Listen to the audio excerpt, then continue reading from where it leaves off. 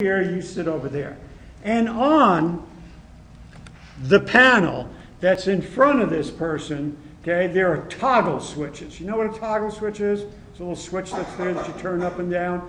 So throughout this board, okay, there's these toggle switches. And on the toggle switch, beneath each toggle switch, it tells you how many voltage. It says 15 volts. It goes up by 30s. 15s, 15, 30, 45, 60, all the way to 450 volts, okay? Then underneath that, it has little signs like mild and moderate and strong and very strong. Then as you get to the end, it actually says dangerous, severe shock, 3 X's, and I don't mean adult movies, I mean death, okay? Can cause death at the end of it. Says it right there, okay? So then I take the teacher with me, we go behind this, and we introduce the person to the learner. This is the learner. We're not giving names, but this is the learner. You're the teacher. What I want you to do now is put the electrode on her finger, come back over here. So what we're going to do, we're going to give her a series of words.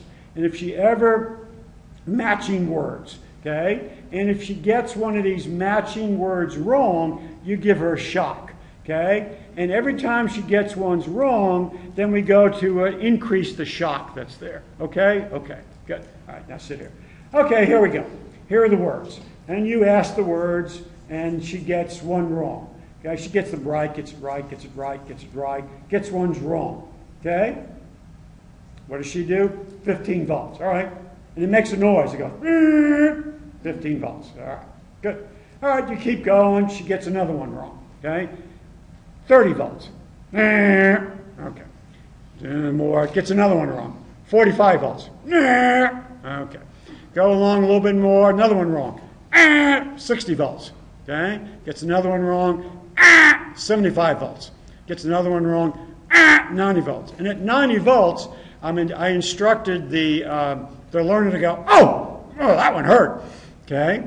What happens the most? What would you do? Right? You would go, oh, I hurt her, okay? Well, that's what happens. Someone, you hear this, ouch! Most of the teachers go, oh, I hurt her. MILGRAM, who's sitting right there, then says, yes, sometimes when you learn, people get hurt sometimes. But, you know, that's all part of the experiment. Continue. Continue? Yeah, continue. All right. What was I at, 90? All right, wrong again, 105. Oh, that one really hurt. She said that hurt. Well, sometimes those things hurt. Keep going. All right. Are you ready? Keep going.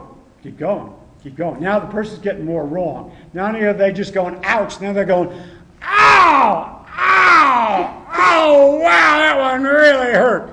You know something about electricity or anything? I stick my finger in there, that's what, 110? I know there's amperage and all kinds of other things. That shocks me a little bit, doesn't it? That hurts. You know what a 220 volt is?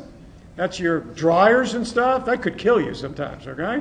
So, but we're going along. You see this stuff right here?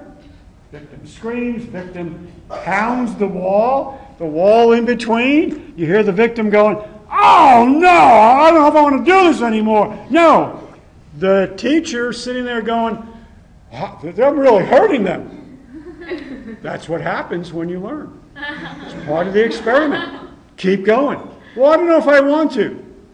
You agreed to keep going. Keep going. Well, I don't think this is right. It's not up to you to decide what's right or wrong. I'm telling you, keep going. Well, okay, but I don't think this is right. All right, learner, here's another question for you. Learner, what's the answer? Okay, no, you're wrong again. She didn't scream that time. Maybe we heard her. Keep going. Well, maybe we heard, maybe we need to check. It's part of the experiment. Keep going. You're quiet now, aren't you? You're not laughing. Okay? Quiet now. All right, learner, here's another question. She's not answering. Consider no answer a wrong answer. Keep going. Ugh. 450 volts. Would you do it? Would you get up and stop and walk out? Or would you nail that learner to 450 volts? 2/3 of the people who participated in this study went right to 450 volts. Why? When they stopped the study and said, by the way, you really didn't hurt the person, as a part of the study. Why'd you do it? You know what the answer was? You told me to. Yeah, but the person was screaming and yelling. You didn't know if you said to me that they could be hurt. Yeah, but you said keep going. I didn't tell. I just told you. I didn't make you. Yeah, but you told me. When MILGRAM printed up the study, the people in the U.S. were furious with him because MILGRAM said, you know what? Maybe this could happen anywhere. Maybe this could happen in the U.S. as well. Okay? Because people obey. It's not just the German culture. It's part of most of our cultures that are there. Ooh, that's kind of creepy, isn't it? Would you do it? No, you wouldn't do this, right? You would have stopped earlier and walked out. No, what winds up happening sometimes, you don't do it.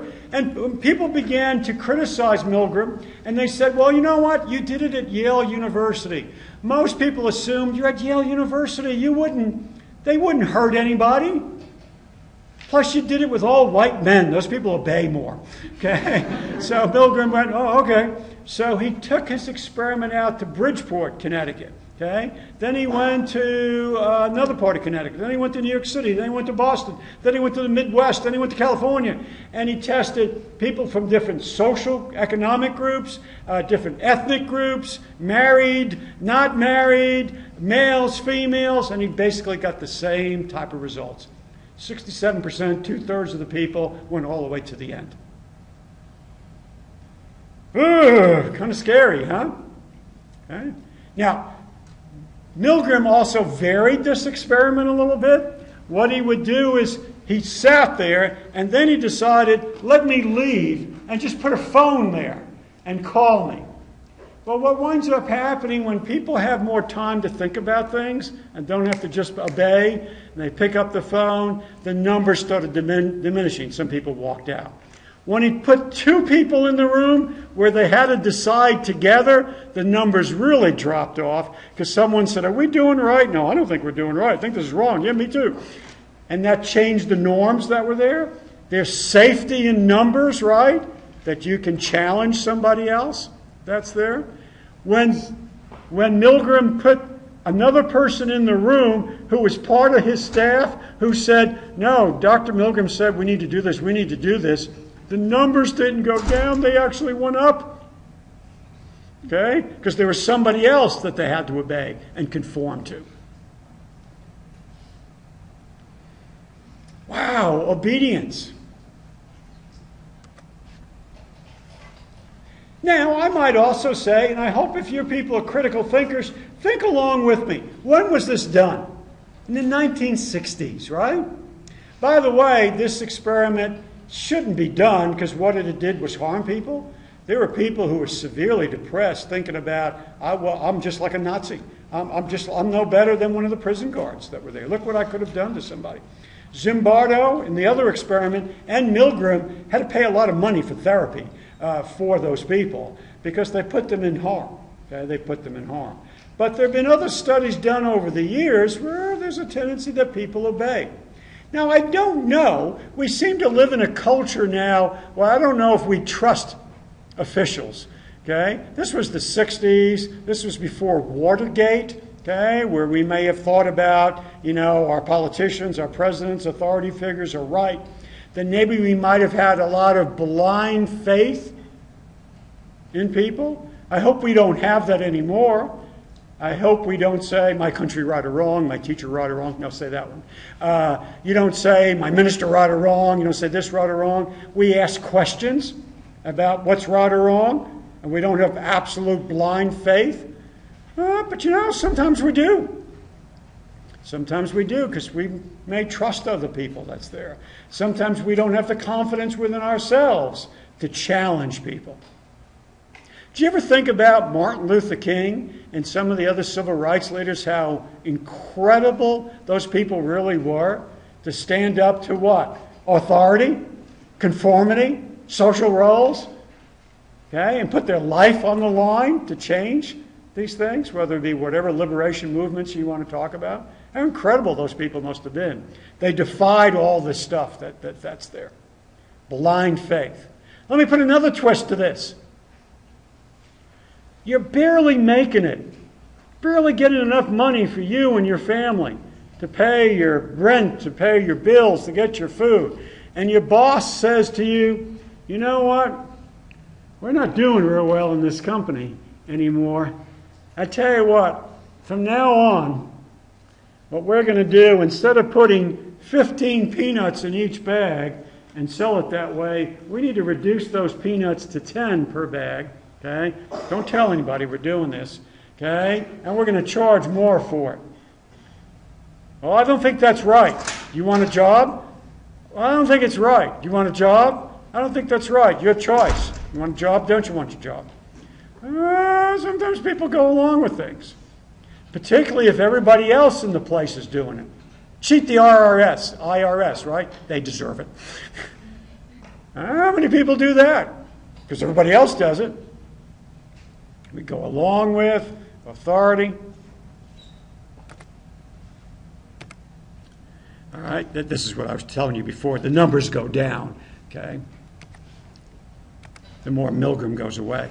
All right, 1 point. Stanley Milgram's experiment in which a teacher gave shocks to a learner was designed to test the limits of... It just went blank. Why did that close?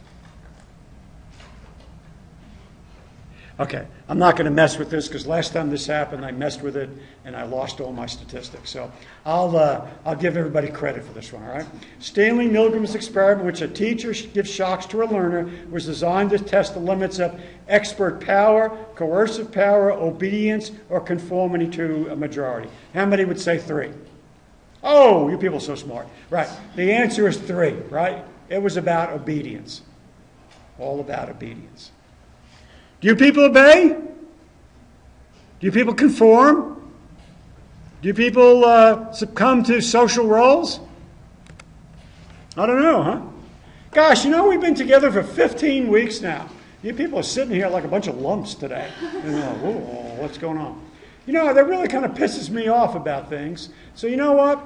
Did you realize that in your syllabus, there's one part of your syllabus that says the instructor reserves the right to change anything that he wants to? This is what we're going to do. We're going to throw away all your grades, and I'm going to give you a final, a comprehensive final that's 500 questions. Okay? And if you don't get a 90% on it, you're going to fail. That's it. I'm done for today. Leave. I can't do that with a straight face, right? That's a joke, by the way, if anybody took that seriously, okay? Some of you are getting a little worried, aren't you? Actually, those of you who aren't doing it very well went, yeah, another chance. What if I was serious? What would you do? All I heard was, what would you do? Riot. You'd what?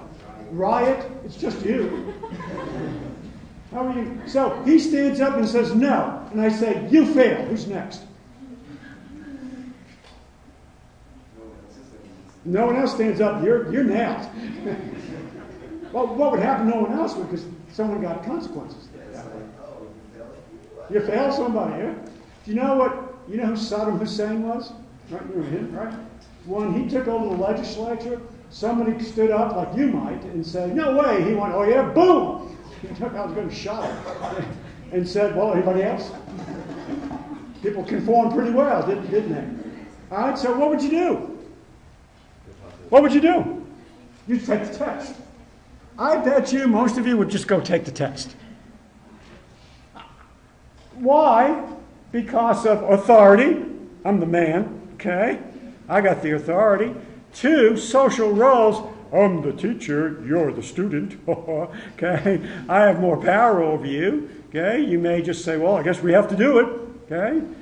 2, if most of you said, oh, okay, I guess we'll just do it, that would be what? Conformity. That's there. Now, what would be fun, I did this once years ago when I was able to keep a straight face. I did have people like you would say, no way, but I also had other people in the audience who I said, if someone stands up and says no, I want you to say, well, if Dr. Link said we have to do this, then we have to do this. And I had 1 or 2 or 3 people stand up and say that, and what wound up happening, that became what? The conformity that's there.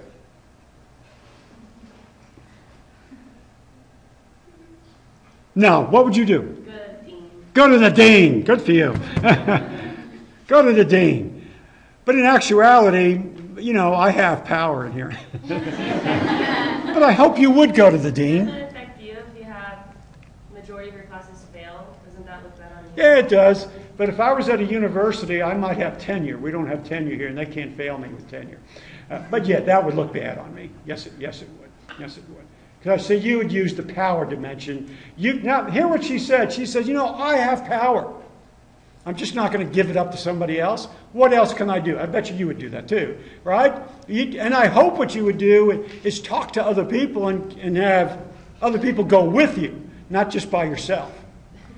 And then what happens if most of you go with you, then we have a new form of conformity, right? You all go along with her, staying behind her. Yeah, if she'll get shot, that's okay. Isn't this what goes on in life? Right? Conformity is powerful. Obedience is powerful. Social roads are very, very powerful. Once again, if you weren't listening to me, that was a joke, okay? We're not going to do that. I just wanted to make a point. Still with me? All right. Let's do something else. Here's something else that's sad. It's called compliance. People go along with what's asked of them.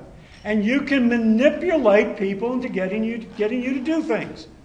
I want to show you manipulation techniques called compliance techniques.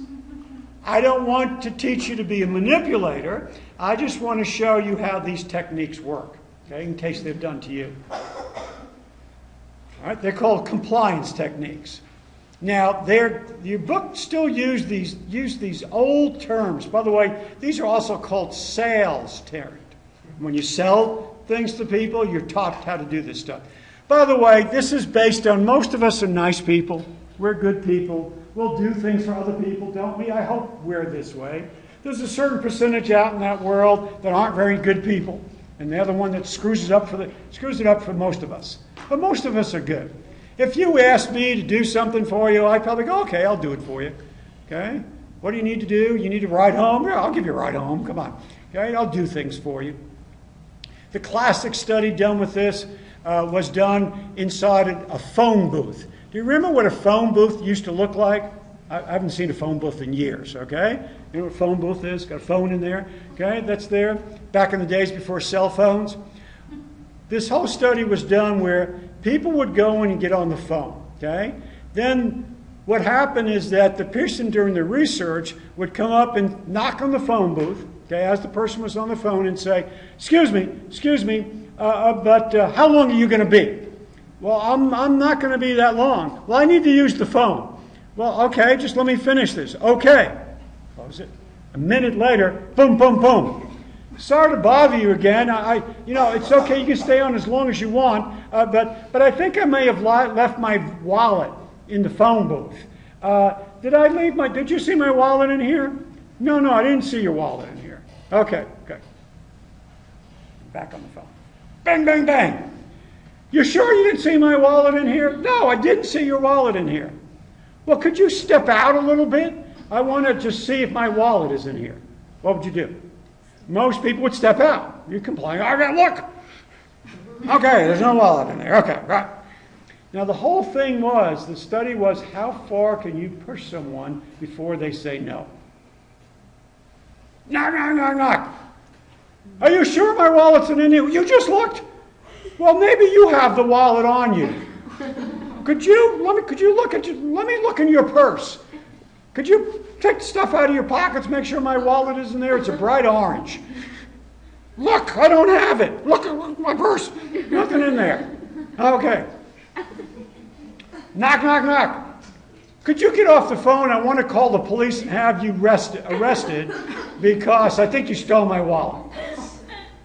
Did you know that people actually stood there and actually let the person call the police?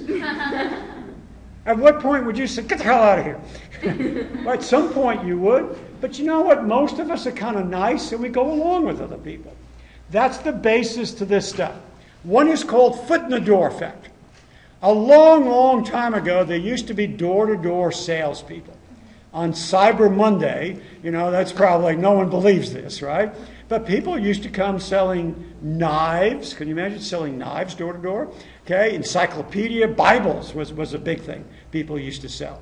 So what these salesperson people were taught was that when you knock on the door and someone opens the door, you put your foot in between the door and the threshold so they can't shut the door and you get a captured audience.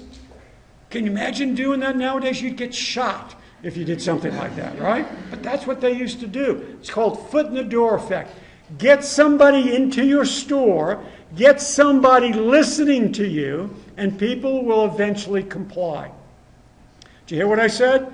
If you want somebody to do something, get them to say yes for something small, and then eventually build up to what you really want. Foot in the door effect. I'm going out of town this holiday. So I don't know my neighbor very well, but I know him well enough to go ask him for a favor. Okay?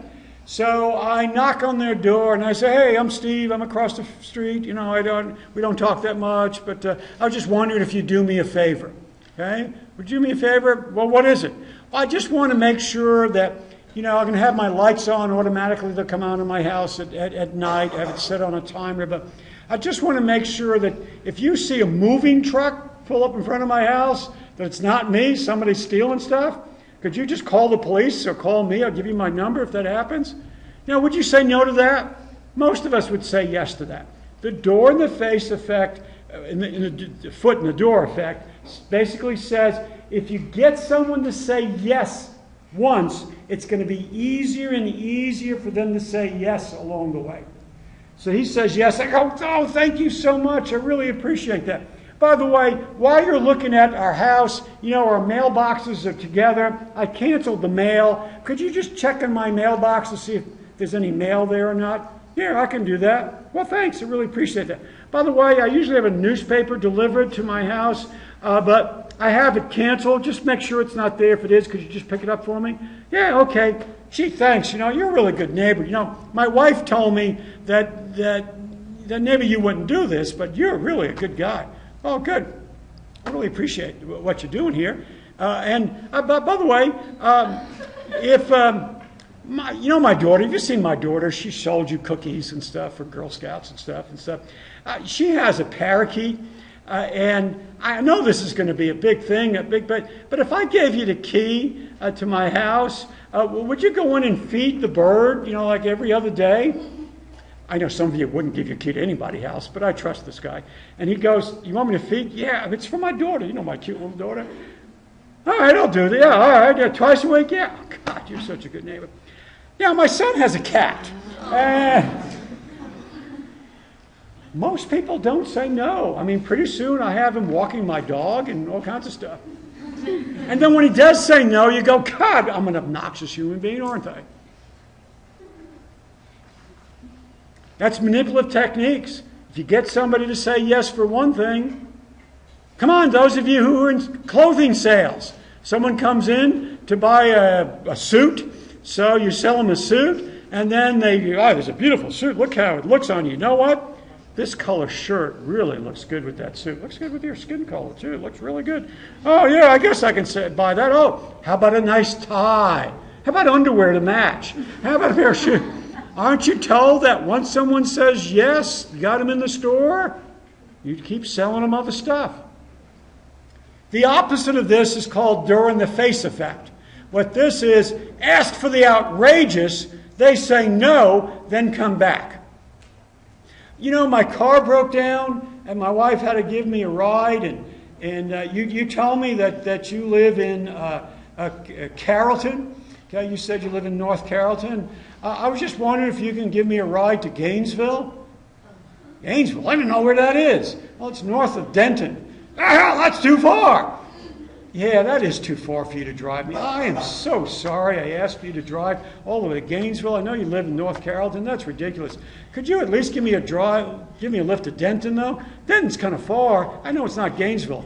Okay, as long as it's not Gainesville. Okay, good. I just wanted to ride to Denton.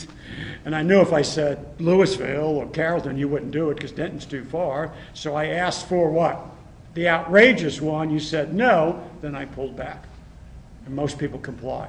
Door in the face effect. Ask for something outrageous, slam the door in my face, say no, come back and say, I'm sorry.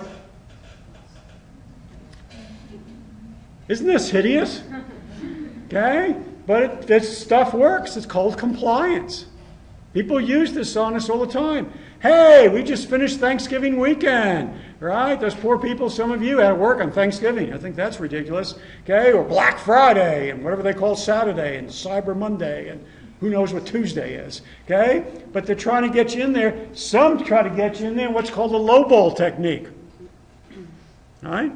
Any of you wait in line at Best Buy for 4 days before you got in to buy 4 of those Xboxes, okay, that were there? Or how about, come on into our store. We've got a 43-inch HD TV on sale for $189. Come on in. You rush in because it's a lowball technique. You say, where's the TV? And they say, oh, we sold all those. But here's this one over here. Or, oh, it's right over here. Take a look at this one. It's full of static. It's ugly looking. Okay? And you go, I don't want that. Oh, yeah, it's $189. But while you're here, let me show you what I have over here.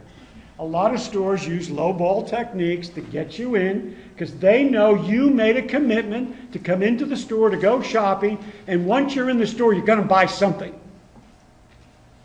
We don't have that $189 TV anymore, but we'll have something else for you to buy. Lowball techniques.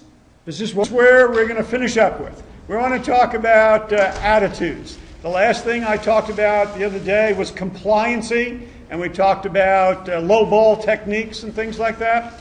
Okay, we're going to talk about 2 subjects now. One subject is attitudes, how attitudes are formed, and then we're going to talk about prejudice.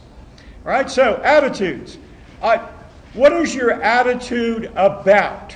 I guess we can also say, what is your thinking about? What do you value? All of those words would be synonymous with attitudes. What's an attitude? It's a learned tendency to respond to people, objects, or institutions in a positive or negative way.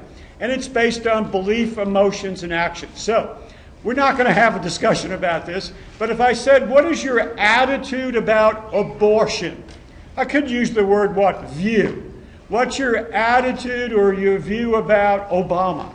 What's your attitude or view about the Affordable Care Act? What's your attitude or view about religion? And go on and on about that, right? That's your attitude, how you view these different things. Another word would be, what is your belief about this? What are your beliefs? And these beliefs are based on what you think a belief, what you feel about it, or an action. The more intense your belief is, the more intense your emotion is, the more intense the action is, the more intense what the attitude is.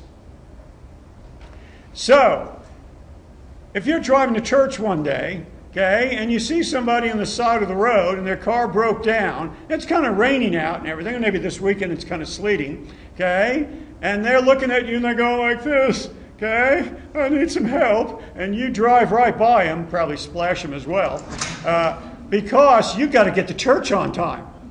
I got to get to church on time. It's not good to stop. But if your religious view is to help others and to be good to others, and that's your belief in that way, but you splash this person as you go by them because you've got to get to church on time, I strongly wonder how strong that attitude is that you have of helping other people. Okay? You may have a belief, but your feeling may not be there, and obviously your action isn't there. Because if you really believe this, and there was a strong attitude of yours to help people, that you'd probably stop, even though it's raining or sleeting. Do you understand what I'm saying about this? Sometimes people talk a good show, okay, but they don't back it up with action. That's there. The stronger the attitude you have, then you're going to have a congruency between your belief, emotion, and action. Okay? So how are your attitudes formed? Well, direct contact, right? You have a direct contact with what? Religion that's there, or politics. And you keep talking to people about it over and over and over again, then that becomes your belief, whatever that is, whether it be about being a Republican or a Democrat or liberal or conservative or religious or not religious. Okay? You learn these attitudes, one, through direct contact with specific people, maybe through what's called group membership. You and your friends, think about you and your friends. Think about them right now. Do they have similar attitudes than you do? You know what? We find we form groups of people and our friends have similar attitudes we have. Very few of you have groups of friends who have different values and attitudes. A lot of conflict there. A lot of really interesting discussions, though, I think. Okay? But most of the time, it's going to be pulled together, okay, with that group membership. The biggest influence on your attitudes were your parents, right? Were absolutely your parents. Did you know that there's one magazine that has successfully predicted who will be elected president in all of their years of existence? And that one magazine was called, I think it's called the Scholastic Reader or the Weekly Reader. And what it is was that little magazine some of you got when you were in 4th or 5th grade, okay? And it was a little magazine on a weekly basis that you got about current events. In September of every year, they have all the students in 4th, 5th, and 6th grade who take that little magazine, okay, vote on who they think is going to be president. Remember, presidential elections are, the first Tuesday in November. But they have the kids vote in September, and they vote on it. They have successfully predicted each election. Why? Because children reflect their parents' attitudes. Okay? Your parents' attitudes were your attitudes when you were younger, because that's all you have to listen to. When Bush defeated Gore in that contested election, okay, the children of the United States predicted Bush would defeat Gore, but Gore would win the popular vote. And when the newspapers in the U.S. got a hold of that, they went, the Weekly Reader's finally going to be wrong. That hasn't happened in X number of years. That can't happen. But what happened? It did happen, didn't it? Because Gore won the popular vote and Bush won the Electoral College in terms of states that are there. So think about your values, your attitudes. We're going to be talking about prejudice here in a couple of minutes. Your prejudices were learned basically from your parents. Okay? What they said to you, you heard over and over again. They became your views and attitudes. But as we got older, right, then maybe our group membership might have been through our religious groups. And that became part of your attitude that may have strengthened your parents' views or changed those views that are there. Okay? Mass media had an influence on you, right? Constantly bombarded by television programs, movies, video games, the internet now, okay? Over and over and over again. That becomes part of your attitude formation. And then the last one about how your attitudes and values are formed is through chance conditioning. Maybe you sat down next to somebody in this class, okay, and you never liked those people, fill in the blank, whoever those people are, okay, and you never really liked them because, why? You were raised by a group of parents and your group membership and your subculture always told you about those people. But you happen to sit down next to somebody in this class and you chatted with them, and then you begin to think, well, you know, those people really aren't that way.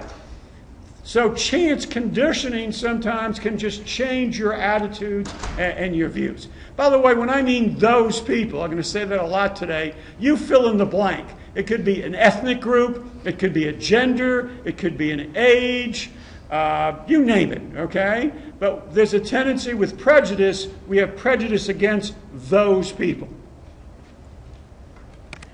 I'll do this because I haven't done this in a long time. Still with me? Okay, remember we did that a long time ago? All right, so attitudes, then as we get older, are going to be influenced by our reference groups. Who are the people we're around? Your good friends. Who are the people that you're around? Your reference groups. What does my group think about? Now, your group could be based on your religion, on your socioeconomic class, an area of the city, your profession, whatever it may be, but that's your reference group.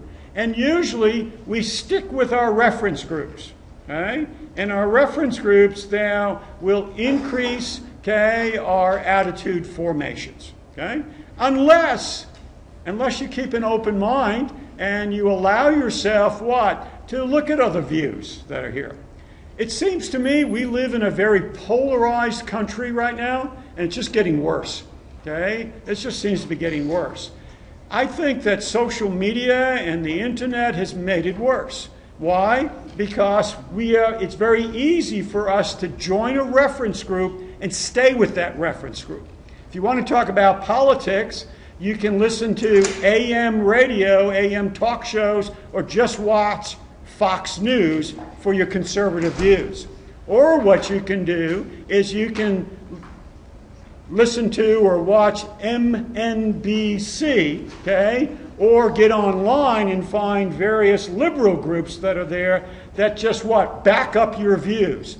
And all of those people have very biased views. All they do is present one side. And what winds up happening is that we start choosing groups that we're comfortable with, and we don't go out and experience other people's views or attitudes that are there. It's one thing good about college. We're supposed to be giving you all kinds of different views and allow you people to make up your minds about these different things. Okay? Can you be persuaded to change your attitudes and views? Please say yes. Right? Yes, you can. How is this done? It's done through advertising. Okay? We'll do that very easily. Politics and political persuasions will try to get you to do that as well. And what you do is you constantly bombard people with certain views, programs, telling them that this is fact, fact, fact, fact over and over again. Or separate you out from your reference groups and then give you new views that are there. Right? Isn't that what advertisers do this all the time for us, to try to make money from us? The group that has had the greatest influence on my attitudes is what? On your beliefs, is it your parents, your peers, the media, religion, extended family, school, or something I don't have listed there? And this is the greatest. I do know that all of these had an influence on you, but which one would be the greatest influence on you? By the way, the views say that when you're a child, okay, your views are going to be your parental views. When you get to be into 6th, 7th, 8th grade, your friends in the media have a greater influence on you. Religion always has a tract in there throughout, depending upon how much you go, how much influence they have on you. Then as you get older, what winds up happening, it's going to be that your vocation and then your reference groups, so the people you're around, will have an influence on you. You're much more progressive or liberal in your teens and your 20s. Then as you get older, you become more conservative. And the perfect example of that would be either your parents or your grandparents who were baby boomers. The baby boomers were born from 1946 to 64. They were the 60s people, the very liberal hippies and the 60s people. They were very liberal in those years, but as they've gotten older, they've become much more conservative over the years. So there's research to back that up. And your parents, absolutely true, right? They've had the greatest influence on your attitudes and values. Let's talk about one other aspect about attitudes, and I'm going to give you a term to use. And you can throw this around this weekend. Cognitive dissonance theory. Cognitive dissonance. Contradicting or clashing thoughts cause discomfort. All right, that's the first part of it, so think about that. Contradicting or clashing thoughts cause discomfort, And we have a need for consistency in our thoughts and perceptions. Ooh, remember that? When we covered perception and we covered perceptual consistencies? Where your brain doesn't like change. Your brain just likes to keep the world as consistent, as constant as possible. Okay. Contradiction or clashing thoughts causes you discomfort. All right, so here we go. Let me give you an example. You just bought yourself a brand new Ford 150 pick-em-up truck.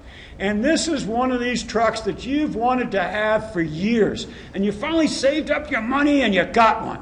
Okay, it's a bright red one, or whatever it is. Okay, and you drive it home to show your friends, your buddies. Okay, and you pull up and you go, "Whoa, man, look at the car I got." Okay, and your buddies go, "Wow, dude, I really like that truck. That's great. This is cool. Yeah, Ford. I've always wanted a Ford. It's great." And one of your friends says, "Hate to tell you this, but did you see the news today?"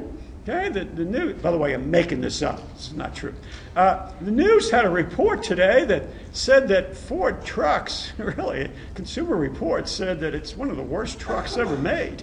Okay, it breaks down a lot. The tires blow out at high speeds. You know, the engine block cracks when it gets really cold. And you know what Ford stands for, don't you? Fix or repair daily.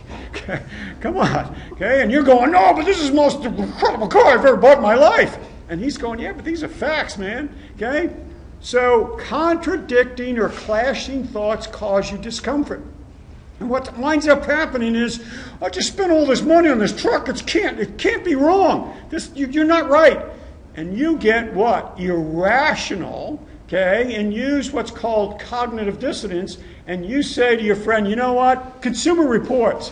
Oh yeah, well I read somewhere that General Motors owns Consumer Reports. So that's why they did that. That's not a right thing, fix or repair daily. You're just, I know what it is. You're just jealous. You're jealous. I've got a new red pick-em-up truck and you don't. The hell with you. I'm not giving you a ride anymore." So what winds up happening, we have dissonance. And the dissonance, right, the way we think, cognitive dissonance, makes us uncomfortable. So we begin to what? Get defensive, lie to ourselves, and refuse to believe the truth. All right, smokers, where are you? Who smokes cigarettes? Don't tell me. Okay, we only make up about 21% of the general population now in the U.S. It's really dwindled. Have you ever seen the research on this and what it does to your life? Okay, how many years it takes off? Did you ever see that commercial with a person is smoking a cigarette right here because everything else is, on the way to cancer, and they go, you don't smoke. Okay. Did you ever see a black lung? Do you ever realize what the damage is doing to you and people around you through secondhand smoke? My gosh, the research is there. Yeah, so? So what? Okay, do you know my uncle? My uncle smoked 3 packs of cigarettes for 40 years. Never had cancer. Died in his sleep. So there. Stupid research. You don't smoke, don't smoke. Did you ever see smokers this weekend when it gets really cold out and it's icy outside of buildings outside? They're smoking there, it's snowing and hailing out and they're all cold. But it's okay to have a cigarette because I need my cigarettes. Got to have my cigarettes. Important to have them. Cognitive dissonance. It's not good for you, right? But we make up what? Rationale that it's okay. Please don't yell at me if you're a smoker. I'm just giving you the facts that are here. So now you have a term to use with your friends this weekend. When they start what? Becoming very defensive and defending a view. By the way, let's do politics again. People that super liberals, the far left and the far right do this all the time. Okay? They refuse, okay, to look at facts that may contradict what their views are. They just refuse to look at this stuff. Cognitive dissonance. Let's talk a little bit more about how do you persuade people to change. Hey, here's an issue throughout the world. Many people across the world join gangs, cults, or terrorist organizations and other social groups that are not endorsed by society. What do you think is the primary reason people join these groups? The people who join are mentally ill in some way. The leader of a group is very persuasive and brainwash them. They don't have anything else to go, anywhere else to go. people need to feel a part of something. They believe in what the group really stands for. What I want to get into a little bit here is how do you persuade someone to change their attitudes and maybe join one of these groups? So 51% of you say people need to feel part of something. The leader of the group is very good. By the way, all of these answers are probably pretty accurate. Is this for a point? Excuse me? Is this for a point? Is this for a point? No, this is not for a point. Because you were going to say, I didn't get a chance to write that, right? No, this is not for a point. Don't worry about it. If you didn't have a chance enough to do it, it's not for a point. Let's talk about forced attitude change. We used to call it brainwashing. Did you hear that term? Brainwashing? Well, your brain doesn't get washed, okay? But how do we change your attitudes? How can I force you to change your attitudes? And what I'm going to do is, some of you went to see that lecture I gave on terrorists and how do people become terrorists. I'm not going to talk about terrorists now, but I'm just going to talk about cults and how cults can change people's attitudes, and they do it very easily. By the way, you don't have to be mentally ill to join one of these groups. There's a whole process that goes on. It's called the recruitment process and the conversion process. And what I'm going to do is tell you how a specific group, a cult, did this in the Dallas-Fort Worth area. Okay? In the Dallas-Fort Worth area. Okay? How do they do this? Well, first, they go out and they recruit. This particular group went to shopping centers, sporting events, college campuses, malls, grocery stores, and started wandering around. So let's just make up a story. Let's just say Steve, me, okay? In order to be recruited by these people, you need to have a little bit of wonder about the world. You may need to be just a little bit confused about what's going on in your life, and you wonder about stuff a little bit, and you're not real sure about stuff. So now, brother, I'm not saying I'm psychologically imbalanced or anything like that. I'm just saying I have some questions about life. So let's just say I just went through a divorce, okay? And I'm not feeling that good, but you know what? The divorce was really pretty good. It's about time the relationship was over with. It's really, in the long run, it's going to be for the best. So I'm not super depressed by it, but it is a change in my life. So there I am walking through my local Kroger or Tom Thumb, okay? And I'm going down with my little buggy down the aisle there, and I go to grab my little breakfast cereal, and I pull out some Cheerios. And then I see out of the corner of my eye this very attractive woman comes up to me, reaches for Cheerios as well, puts it in her basket, and looks at me and says, gosh, she says, what are two adults buying Cheerios? She says, I don't think people buy Cheerios anymore. Kids buy Cheerios. And I go, yeah, I guess. I've always liked Cheerios. She says, well, so have I. And she just starts talking to me. And finally she says, well, it was great talking to you. And she leaves. And I'm going, well, that was pretty cool. Maybe, I've been married for all these years, got divorced. Maybe I still have it. I don't know. I don't know. Okay, so I go down the aisle, go up the next aisle, come up the next aisle. There she is again. She goes, oh, we meet again. I go, yeah. She says, you know what? We just had a brief discussion. I really enjoyed talking to you. I said, well, I enjoyed talking to you as well. She says, do you live around here? I said, yeah. She says, oh, this is a really nice neighborhood. I'm visiting a friend. And she's just talking to me and stuff. And she says, well, good talk to you again. And she leaves. Now I'm thinking, well, maybe I should have gotten her number. I don't know. I've been married for 80 years, and I don't even know how to do this anymore. Okay, we come back the other way, and there she is again. Okay, and she says to me, you know what? I really had a good conversation with you, but don't think of me as being forward or anything. But, I really like you. I just want to give you my card, and maybe sometimes we can get together for a cup of coffee or something. And I go, oh, okay. Thank you. And I take the card and I go home, and I don't rush to the phone right away to call her, but I wait about 10 minutes. No. Okay? I wait a little bit longer, maybe the next day, give her a call. By the way, you know what she's doing, right? She went from that grocery store to the next grocery store to the next grocery store. We meet for coffee, and we're talking and stuff. We get to know each other. She says goodbye, and then we meet again for coffee. What she's doing is what? Proverbial throwing the hook out there? Okay? Now, she hasn't caught me yet, but she is recruiting me. That's there. Okay, we meet again. We may go to dinner. Now, I'm interested in her. She's making believe she's interested in me. And then she says to me, you know what? I'm having a party. My friends and I are having a party. You know, I told you I'm staying with this friend here for a while. And you know what? Now, here's the key word. I want you to come because people at this party are just like us. Did you hear what I said? They're just like us. So what she's implying is that you're one of us. And you like me, I like you. This is going to be a good group of people we're going to get together. You know, I'm not lonely, but then again, I really don't see that many people. So I go, okay, why not? So I show up. And you know what? There is a good group of people there. I'm trying to see her, but she's flirting around all over the place. But I'm meeting other people there. And it is kind of fun. Because these people, by the way, who are doing the recruiting are very extroverted. Okay, they're very convincing. They're very manipulative. They know how to throw parties. They know how to introduce people. Okay, and they're doing it really well. This was fun. So I leave and go, this was fun. And she gives me a big hug when I leave. She says, well, I'm glad you can come. Did you meet some people? I said, you met a lot of people. She said, great. That's good. Okay, she sends me a couple of emails and texts as we go on in the weeks. And finally she says, come to another party. And I go to another party. Same group of people there. We have a grand old time. Then she says to me, you know what? I like you a lot, but I need to tell you, you know, I do have a relationship that's going on, but it's kind of been fun. Haven't you met a bunch of people that you like? Don't you feel part of this group?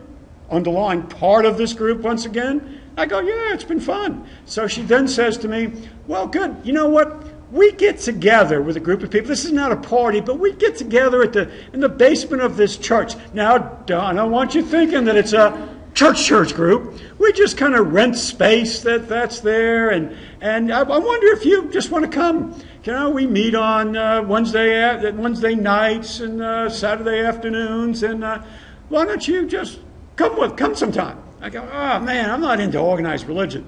Let me tell you, this is not organized religion. She says, we just get together and we do things for the community. Sometimes we do Habitat for Humanity, you know, we do North Texas Food Bank. We do many, many different things. Why don't you just come? All right, I'll go. So I go, and you know what it is? It's a good group of people, and we start talking about the world. And about how the world has changed so much. You can't trust people anymore. You can't let your kids just run out in the streets anymore. How there's a real loss in ethics and values in this country. How polarized the country is. By the way, can't you all agree to that? Right, this is part of it. Can't you all agree to that? So yeah, it's in there. They got me. All right, I'm biting now. So we go do Habitat for Humanity. Here's another part. And then they say, you know what? In order to do Habitat for Humanity, we all need to chip in some money. Okay? Chip in some money. Okay? Now, once you start chipping in money or going to the groups and devoting your time, what you're now doing is making a commitment to the group. Okay? That's where I'm biting now. Okay? I'm making a commitment to the group to go because I like it, and I'm giving you some of my money. So we're doing these different things that are there, and I'm going, you know, I'm going on Wednesday, maybe not Wednesday and Saturday, but one of those days, and I'm really enjoying this, getting to know people, feeling really part of a group, like maybe we really are doing something in the world and changing things. And that's what the speakers are talking about. Then they're going to do this big weekend retreat. By the way, this goes on for months. This isn't just a couple of weeks. This is months worth of this stuff. Then the same woman is up there. She seems to be one of the leaders of the group. Okay, I no longer have any romantic interest in her because she's gone. Okay, but I enjoy the group that's there, and I'm devoting my time and my money to the group. Then she says, you know, we're going to go away for a weekend retreat. And we're away on this weekend retreat. We have the speaker coming in. The speaker is going to be a really sharp speaker. It's going to talk about different things. It's going to cost us all about $200 for food. We're going to chip in while we're there. We're going to do various activities when we're out there. Should be fun. Do you want to go? Yeah, okay, I'll go. Okay, so I go with about another 40 or 50 other people. Now we're in the conversion part. Okay, so now we're out there. Hey, and you know what? You get older, you don't stay up to midnight so much anymore. You go to bed around 9 or 10. But this group is going, and it's pushing, and it's going, and we're talking and singing and watching movies, doing all kinds of different things. I'm getting kind of tired, so is everybody else. We're waiting for the speaker to come, but he doesn't come until like midnight or 1 o'clock in the morning. Remember when I talked with you about altered states of consciousness, okay, about how sometimes when you're in an altered state, you become more suggestible? This group isn't giving us any drugs or alcohol or anything, okay, but they're getting us real tired, okay? So here comes this charismatic leader. This guy walks in and he shakes everybody's hand, looks at everybody in the eye and says, I'm here to talk with you all about a subject that's dear to, I know, all of us hearts, because all of us are in together with this. We are one group trying to change the world, and that's what you've all been doing. And I'm going around the country trying to get people to change, because you know what? Some people might even say we're a cult, but don't you believe them that we're a cult. All we are spiritual people trying to come together to change the world. And let me tell you how we're going to do this. And he goes on, gives us his big spiel of how we're going to change and how he's also raising money to build this place for everybody to go to educate the world, because we want to start one small group at a time, because that's how revolutions and thoughts change. And if you want to help me, I hope you can all reach into your pockets and pull out as much money as you can. Well, you know, I was tired, I'm exhausted, you know, but man, this guy is really talking about everything I've thought about. This is incredible. So I reach in, and by the way, if you know me, I'm pretty cheap. Instead of pulling out $5, I pull out $50. And for me to give $50, boy, oh boy, that's a big thing for me.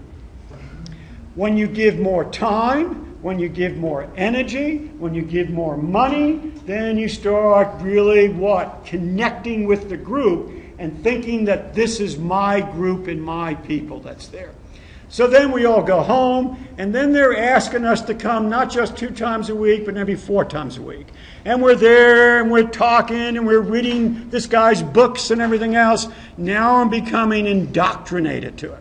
Now at this point, what's happening is that they're going to now start monitoring me and making sure that I'm coming every night. If I'm not coming every night, someone's going to call me, they'll pick me up, they'll talk with me, okay? They're giving me complete information to control my thoughts and my emotions. They're getting me to give more and more money. And then it comes to the point they say, you know what? And if this is truly going to change the world, we can't tell many people about this. If we tell other people about this, okay, then they'll think that we're some weird group that's here. Are we a weird group? Look at this. Aren't you having a good time? Don't you believe in what we're doing? Yes, I do. Now, by the way, I'm doing this in 15 minutes, right? This is a process that took about a year to a year and a half to get people to convert. But at this point, what you're doing is you're constantly bombarding, you're watching movies and videos and giving money and time and energy. And then what happens is that it comes to a point where they say to you, are you with us or against us? You ready? So what was the studies we just did? The obediency studies, conformity studies, right? We talked about that, social roles. All of this comes into play. Now they say to me, are you ready really to join us? Because if you're ready to join us, we are all moving. We're going to go, we have bought some land, okay? And if you want, okay, you can devote as much time and energy and money as you want to do this. And lots of people from the Dallas-Fort Worth area, once this group purchased this land outside of Waco, Texas, okay, people then all started moving down there, okay? Do you know the story of David Koresh, okay, and what happened outside of Waco when he took the cult down there? Is this way past your history years? Okay, you don't remember this? Okay. David Koresh did this in the Dallas-Fort Worth area. He sent out all of these very attractive people to recruit. Okay, he was the charismatic speaker that came. He moved all of these people down here. He believed that God was talking to him and giving him the new book of Revelations that were there. He was probably a paranoid psychotic. Remember I talked about him in that way. And what wound up happening, we never know how it really started, but the American Tobacco ATF was there, and somebody shot first, and before you know it, that whole compound, the Branch Davidians, okay, went up in fire, okay, and many people died, and on and on. But this was how this cult recruited in the Dallas-Fort Worth area, okay? And it's not too difficult to do, to change someone's attitudes and values, to get them to become part of a cult, a terrorist group, or anything else. Okay?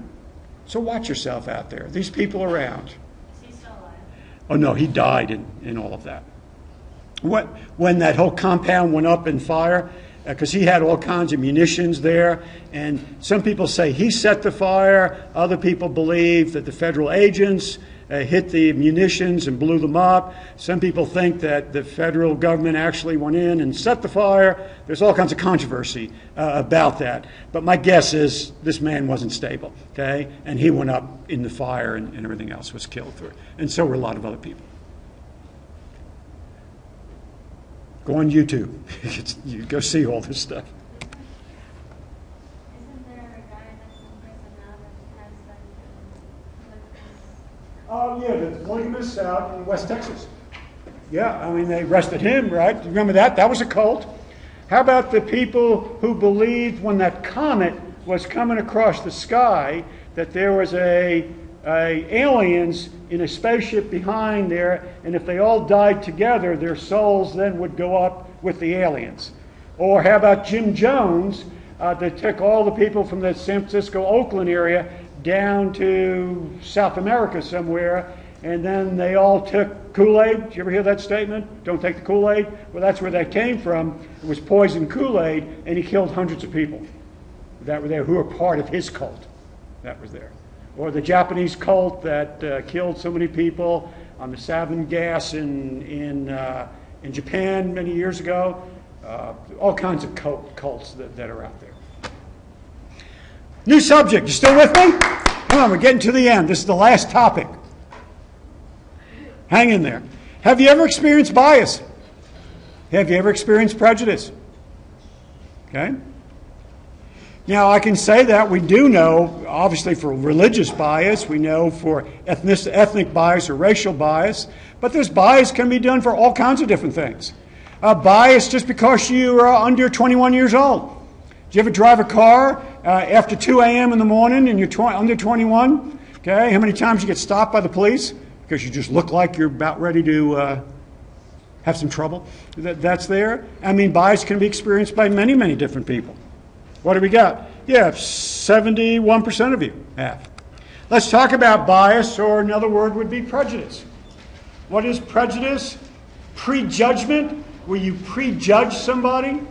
You don't even know them, but you already have an attitude about them, a belief about those people. Prejudge them. It's a negative emotional attitude held against members of a particular group of people. This is those people. Okay? Those people, fill in the blank once again. Ethnic groups, which would also be racial groups. Religious groups, right? Age. We can talk about age. We can talk about gender. Okay? We can talk about community college students. We can be biased against them. Okay? We can be biased about lots of different people, or hold a prejudice, a prejudgment against those people. There are different elements about prejudice. One is called scapegoating. Scapegoating is just what it says it is. You blame your issues on those people. If those people just weren't around, my life would be better. This country would be better off without those people. Whatever it would be. You scapegoat. You blame someone else for your issues or for your group's issues that are there. Another element is called personal prejudice. Outgroups are a threat to an individual. This is your own personal prejudice that you have against a group. Those people. It's your personal views about those people, whoever they may be. Those liberals, those conservatives, those Aggies, those Austin people, those, I don't know, okay? Those are all different groups who we don't like. It's your own personal prejudice. Everybody got this? Can I go on? All right. There's what's called group prejudice, which is group conformity. This is you and your friends hanging out together, and you talk about those people. This is the jokes you tell about those people. Come on, you know those jokes that you and your friends tell about those people that are there. The stereotypical jokes that are there. And you all stand together and you go, you know, if those people weren't around. So your attitudes are based on that reference group, which is group types of prejudice. Come on, you see that happening. Remember in high school when you had different groups all over the place? They all would stand together and glare at each other. Okay? At this college, you see different ethnic groups together in different corners that are there. Go anywhere, to clubs, go to wherever you go out, you'll see different groups of people hanging together. Okay? There's safety in numbers that are there. Another element of prejudice is called ethnocentrism, or ethnocentric, which is my group is the best group, and what we do is better than what those people do. For many years, maybe 5 or 6 years, every Maymester, we used to do groups, and we took classes we went to Italy for about 4 or 5 years, went to Costa Rica for a few years, and we took classes of people. And these classes were based on psychology and sociology. And what we would study is prejudice and who you are, and a lot of different issues that had to do with who you are, getting to know yourself, and you had to get along with other groups. And when we went to Italy or Costa Rica, we met with other college students and other groups, people who lived there. So it was a great time that we had. But ethnocentric was very visible. We used to point this out to the students. When we were in Italy, after about 3 days, the students would begin to say things like, so all I got here is Italian food. When are we going to eat something other than Italian food? This is Italy, okay? And when we got to a city that actually had a McDonald's in it, I would have to get off the bus last, because if I got off the bus first, I got ran over, okay? Because I can't wait. I haven't had McDonald's in 3 days. I need to go to McDonald's. Then when we got to McDonald's, if you've been to Europe, they don't use ice that often. So what winds up happening, people would get cups of Coca-Cola. Now, by the way, you get more Coca-Cola, but you don't have ice in it. And it was kind of like, what's the deal with these people? They don't serve you ice. In the U.S., we have ice. We're better than these people. What's this unisex bathrooms that they have? What's the deal with that? What do you mean I got to pay €1 to go to the bathroom? What do you mean there's a hole in the floor and I'm supposed to go to the bathroom in that floor and pay for somebody to do this? What's with these people? They're wrong. I can't wait to get back to the U.S. where we do it correctly. We do it correctly. It's just different cultures and ethnic groups do things differently, right? But we get this pounding on our chest that our group does it better than those people. It's called ethnocentric, okay? Let me stop for a second and just say, I don't know if we have what's called us versus them mentality based on stereotypical thinking. It's us. Us. We're more important, and them. Those people are wrong. The basis of all wars, in terms of attitudes, it's based on us versus them thinking. My God is better than your God, therefore I'll kill you. That's a ridiculous statement, isn't it? But how many wars have been fought based on religious views? How many wars are being fought now based on that? Right? And what winds up happening is we begin to dehumanize the other group. If you've ever been in the service, if you're going to go fight somebody or kill somebody, you better dehumanize the other group.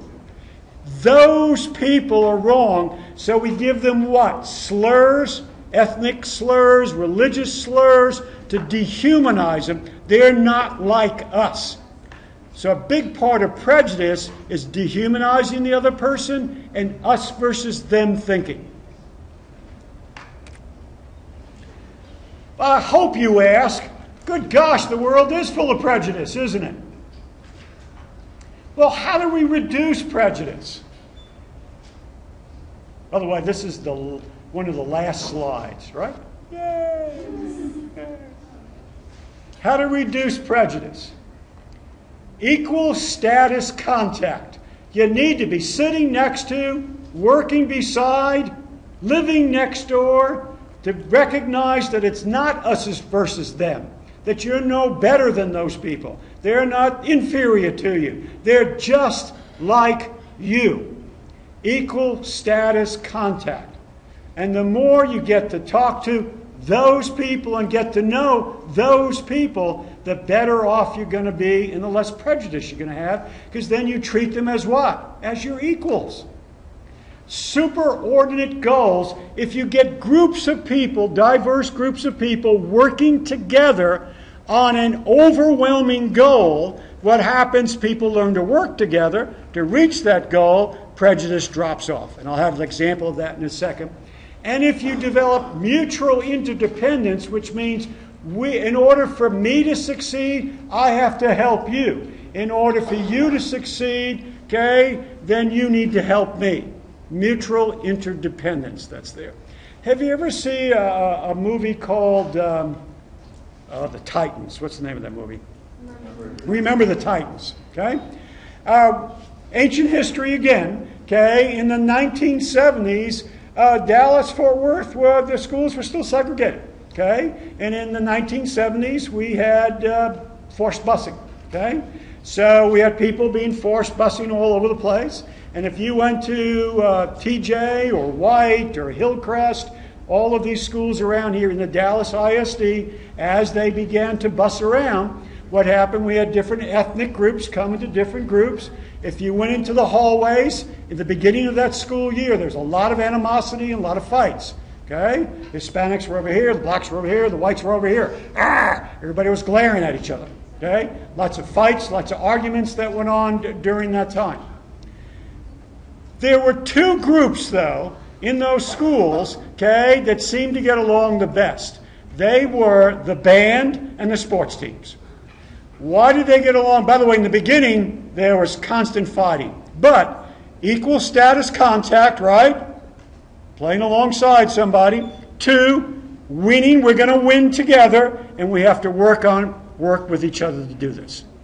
Okay, works out. Their prejudice in the sports, or at least the band, was reduced rather than the rest of the school, who kept segregated. Famous study done that's called the Sharif Camp Experiments. Your book mentions this just a little bit. Famous study, Sharif Camp Experiments. One of these experiments they don't do anymore because they hurt the children. But here we go. They had, and by the way, this study was done many different ways. They had two summer camps set up. And I forget the name of them. Let's call them the Tigers and the Sharks. Okay? And there were two residential summer camps. And there was a lake in the middle. Okay? And there were the Tigers on this side of the lake and the Sharks on the other side of the lake.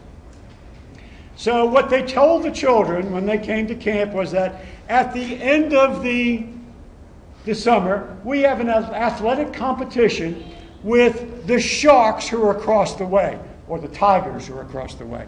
And let me tell you about those kids over there. Those Sharks are the most violent, upsetting groups of kids you ever want to see. They're filthy, they're dirty, they cheat. Last year when we played against them, they tried to cheat, they provoked fights. If we went over that camp right now, I mean, their food is horrible, they're a filthy bunch of kids, they're just horrible. Their language is horrible, everything about them is horrible. So the Tigers counselors said that about the Sharks said that about the Tigers. Okay? And they did this for weeks with these kids. They kept pounding into them about how horrible the other group was. Boom! Here comes the day when we're going to go have this big sporting event. Let's show up. We're going to do volleyball. We're going to do soccer. We're going to do baseball. We're going to do all kinds of different events. How long do you think that event lasted? Well, all of about 10 minutes. Because there are massive fights, and you're a shark, and you're a filthy pig. No, you're the filthy pig. Look at you. Look at you. You got a filthy uniform on. By the way, they weren't filthy, but everybody thought they were. Why? Because they were prejudiced about them. You people cheat. No, we don't. You cheat. By the way, these were like 4th, 5th, and 6th graders. All right. So then what they did, they said, all right, but we can't do this anymore. We're going to get it, because it was on a neutral site. We need to bring everybody back to our respective camps. Get back on your respective buses, and we're going to go. And the bus goes along. This is where the experiment begins. The bus goes along, and both buses break down. Make believe, right? The kids didn't know this. They break down. And it's in this heavily wooded area that's there. So the counselors go out, and they go up in the hoods, and they look at the hoods, and they come back to the kids on the bus, and they say, I know we hate the sharks. I know we hate the tigers, but both buses broke down, and the only way we can get everybody... What was that? What? Oh, really? Oh, okay. Well, before I announce to you what they just told me, let me at least tell you that the only way we can get back is if we work together. And what happened is that this bus is not working anymore, but this one might. It just has a water problem. It's leaking water from the radiator. So we need to be able to get enough water from the stream down there. And we have enough buckets. If we form a bucket brigade and we do tiger, shark, we can get enough water up to fill up, okay, the radiator and have extra water to get us back. But I need to tell you something, what they just told me.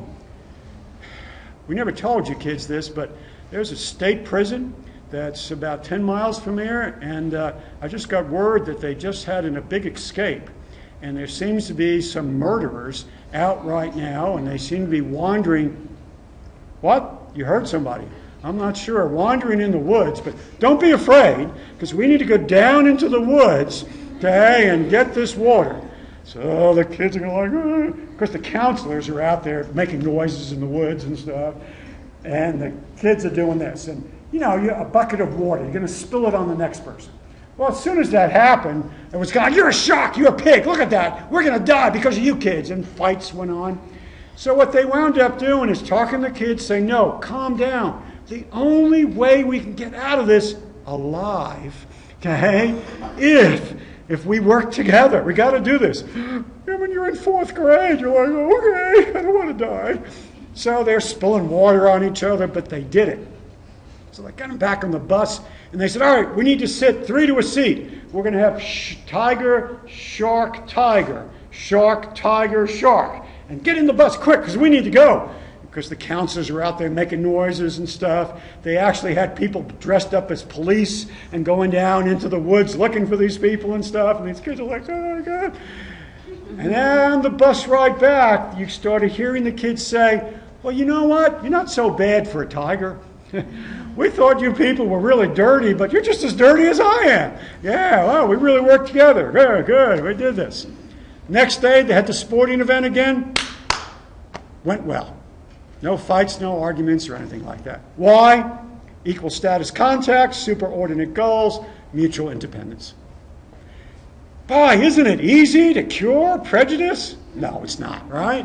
Absolutely not. But it's an interesting concept to say that if we had this in this country, then maybe we could do this. But we don't talk to each other, so. Are you ready? I want to give you a couple of questions for 1 point. We are now doing the last review of the last chapter. Yay! I know you're looking at the clock going, oh good, we're going to get out early. Probably not. Okay, so I promised you that the first day of class. I said, you're going to get your money's worth here. We're going to stay until the end. For 1 point, which of the following factors tend to reduce prejudice and stereotyping? Easy question, isn't it? I know you're a guest today, but you'd know the answer to this one, right? Is it psycholocation, group conformity, mutual interdependence, or group sanctions?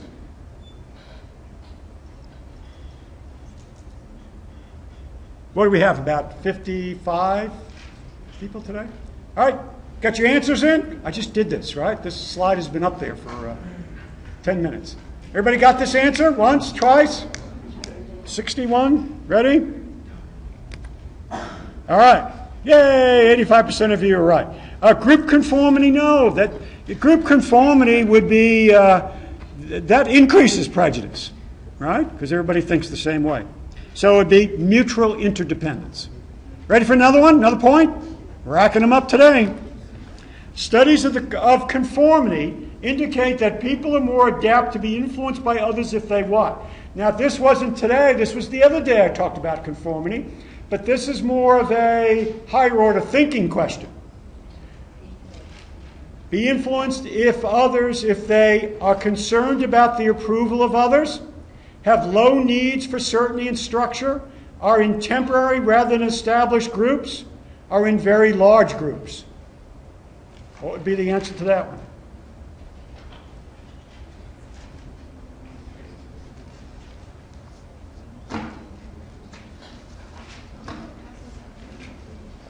I'll do it in a second. I appreciate that. Don't want to interrupt people's thinking powers. They're concentrating.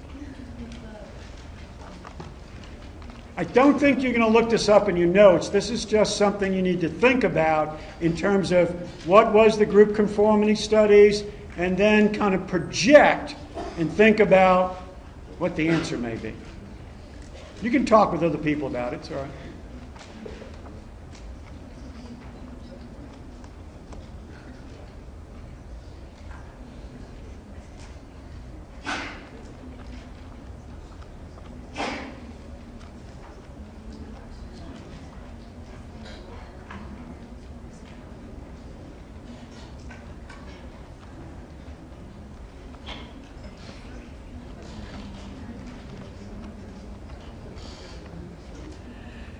Those of you who read the chapter already, this is part of the chapter.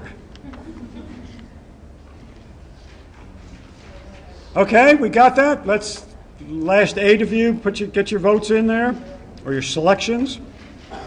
Everybody do it? 61, there we are. All right, so 64% of you say A, and A is correct, right? Are concerned about the approval of others.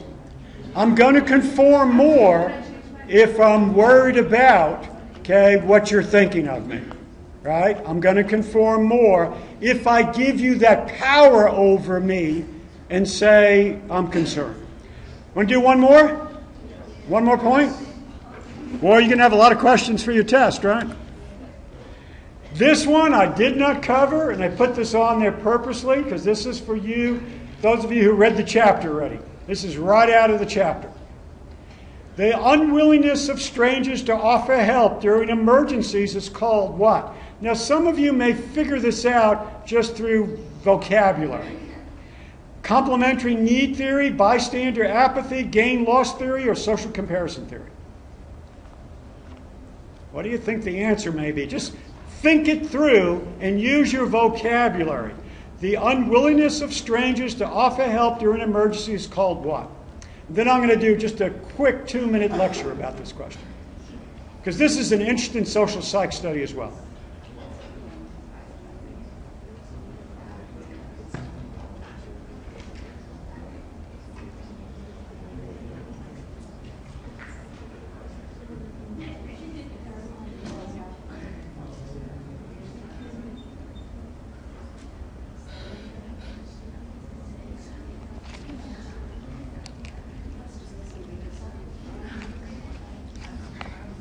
He's probably right 100%, 99% of the time, though. Yeah, the one time he's not. The one time he's not, you listen to him. Okay, we got this? If you don't know, just guess. You can make an intelligent guess if you listen to my hint. Ready? We're 61. Come on, 4 more people. Ready? 1, 2, 3. Okay. Can't keep waiting. 62% is correct, yeah. Bystander apathy, right. Let me tell you about this study. This was based on the Kitty Genovese murder that happened to her. She was a young woman coming back late at night on a Saturday night in New York City. Someone grabbed her, tried to steal her purse. She wouldn't give her the purse. She kicked the guy, ran ahead, started screaming for help. It was a summer evening. New York City doesn't have a lot of air conditioners, which meant the windows were open. She started screaming. The assailant grabbed her again, tried to grab her purse. She wouldn't let him have it. She punched him, got away again. pulled out a knife, stabbed her, she screamed, she got away, stabbed her again, eventually kills her, okay? Right in the street. Next day, what happened? The police came through and they said, were there any witnesses? They went door to door asking. A majority of the people heard her screaming. No one called the police. A majority of the people heard her screaming and no one called the police. This is called bystander apathy. The country very quickly said, New Yorkers, they don't care about anybody, okay? A group of researchers said, I don't think so. And they went and did this. They recreated this stuff throughout the different areas in the city and rural areas and on and on. And what they found, it happens a lot. And part of the answer to this is the greater the number of people, the less people are going to get involved, because people, one, think, I don't want to get involved, and two, they think, oh, someone else will help them. Somebody else will call. If you're driving on LBJ and your car breaks down, good luck. Probably no one will stop and help you or even call. If you break down on a country farm-to-market road, somebody will probably stop for you. Why? Because they're better people? No, because there are thousands of people that go by you in LBJ, but only one or two out there. Bystander apathy. The greater the number of people, okay, the less people get involved.